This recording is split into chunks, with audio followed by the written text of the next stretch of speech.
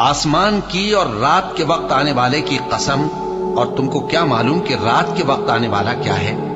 वो तारा है चमकने वाला, कि कोई शख्स ऐसा नहीं जिस पर कोई निगहबान न हो। तो इंसान को देखना चाहिए कि वो काहे से पैदा हुआ है। वो उछलते हुए पानी से पैदा हुआ है जो पीठ और सीने के बीच में से निकलता है। बेशक वो यानी खालिक उसको दोबारा पैदा करने पर कादिर है। जिस दिन दिलों के भेद जांचे जाएंगे तो इंसान की कुछ पेश न चल सकेगी और न कोई उसका मददगार होगा।